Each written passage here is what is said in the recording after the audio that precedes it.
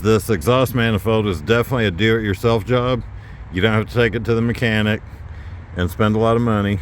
You can get this thing for 70 bucks on eBay. Let me do some of y'all a favor. Before you start this job on your exhaust manifold on your Nissan Xterra, go ahead and get yourself a set of crowfoot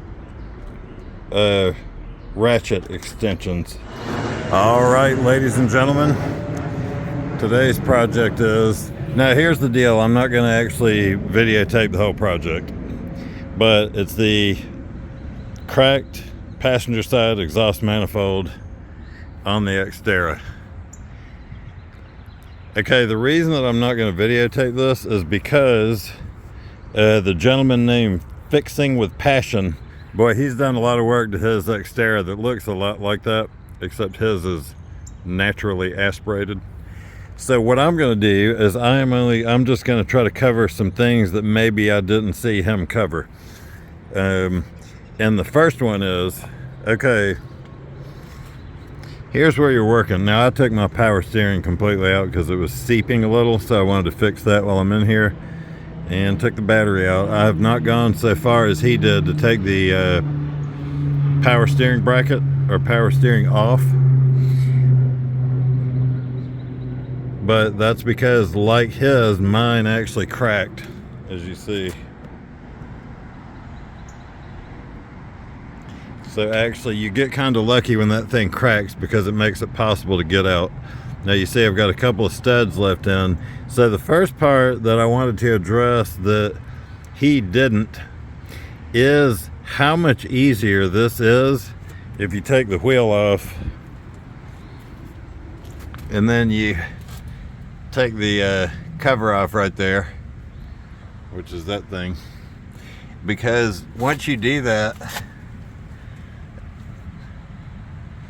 you can access that bolt. You can get to that bolt right there on the manifold, which that is hard to get to from up there. Okay, you can also get to not just this bolt, but also that one. That bolt right there is hard to get to from up there, but you can get to it from down here when it's on. Sorry, I took the manifold off before I started the video. Okay, and as you'll notice when you look up there, you can see the other stud holes up there. Okay, so the biggest part is, don't try to do this entire job from up there. Go ahead and jack the car up, take the wheel off, and then have some room to work. And that way you can check your brakes, you can check your fog lights, make sure they're working. And like me, I've got some problems with the bumper. It needs to be fixed, so I've got more work to do. But that's my first suggestion, is do yourself a favor and go ahead and get the wheel out of the way and get that cover off. And by the way, I forgot, another reason is, okay, so you got the heat shield there. That heat shield has got a couple of bolts that gentleman had a hard time getting to. But if you're coming at it from this angle, you just stick your ratchet and extension right up in there and pow, pow, pow. So to get and you notice sounded like everybody was talking like they had to cut this thing out. I've got 150,000 miles and I was able to get mine out, and the screws, I got the screws out. They did not break, and I was able to get the whole thing out and only bent that part a little bit. I believe originally that part is bent down like that. Now that gentleman was working in a tight garage. He had a wall right up against the vehicle. Now I'm out here outside, okay? But that's it.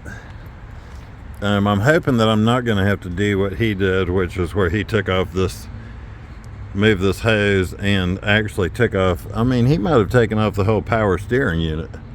The point is, and I'm gonna keep this video short, we're already 4 minutes in,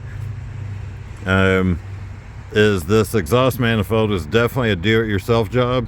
You don't have to take it to the mechanic and spend a lot of money. You can get this thing for 70 bucks on eBay, a new manifold. But the big question is, do you have to take the power steering out? Do you have to remove the 2 bolts on the flange back there in order to move the catalytic converter out of the way.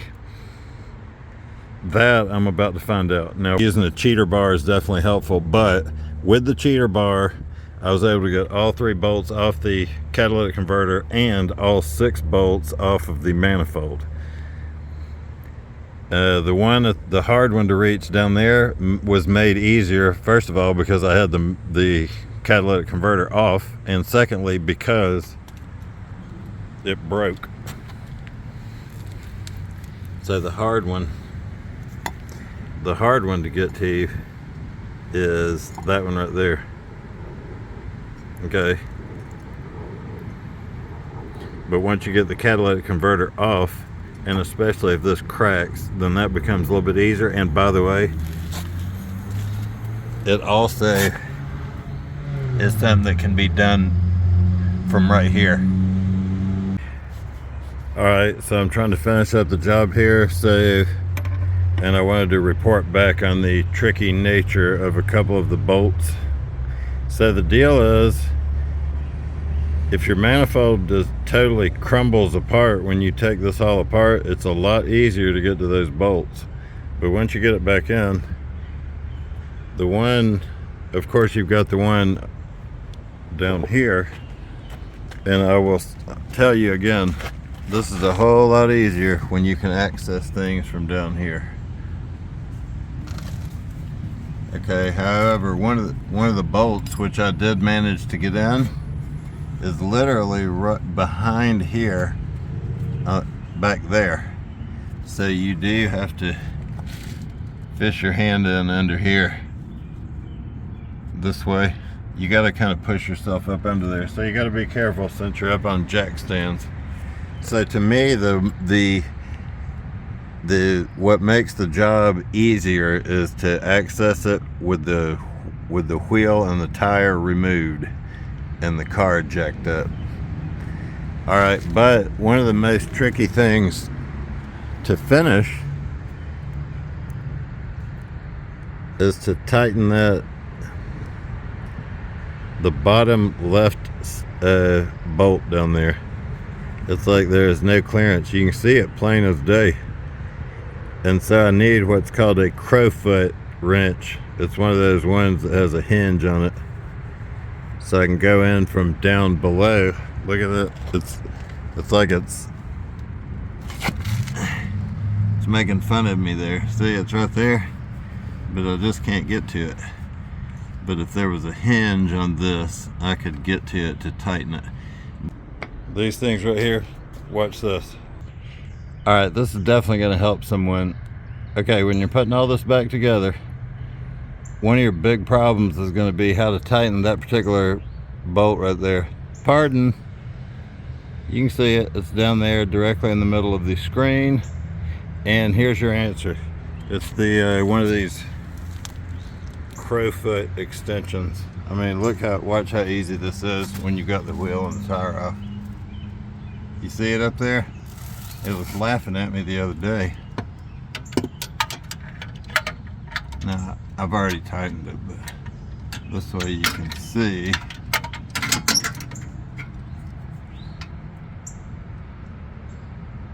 I'm now on it. It's a little hard to see, but it's right up there. See that? Actually, let's see if I can let go of it.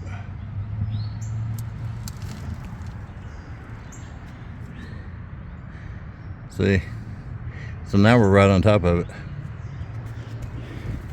And now, if I want to, I can tighten it, although I've already tightened it. But you see I'm in there. Okay, so that is the big trick of getting everything back together, is that crowfoot extension, and it should be a 14 millimeter is what you're after. Okay, the next one that seems impossible, as you see right there, I've got my wrench on it. It's the impossible one that is in the bottom in the middle of the manifold, that it seems impossible to get it on. But from this vantage point, you can get your hand up in there and get the stud and the nut in the hole. And the hole is basically right behind, right there. So when you reach up in there with your wrench, see, you just, that one's on there. I'm gonna see if it needs to be tightened. It's actually on the bolt right now.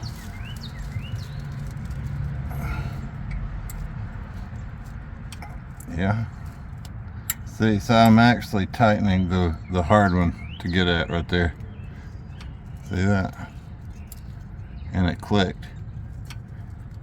And this is just a regular gear wrench. Okay. See. And then I'll come back here and finish it up in a minute.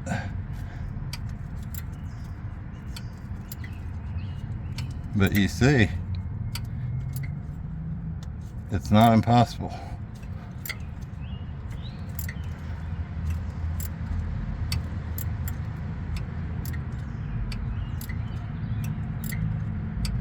Okay, I'll come back, but that's it. Those are your 2 tricks. Basically just knowing how to reach up under there, tilt the wrench a little bit towards you like that, and it's right behind there, and then just push it on, and you can get it.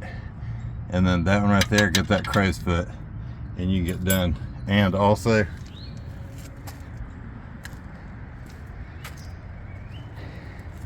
and what we'll do is we'll finish the video by cranking the car, but that heat shield is not going to be that hard either. I'll be back. Bye.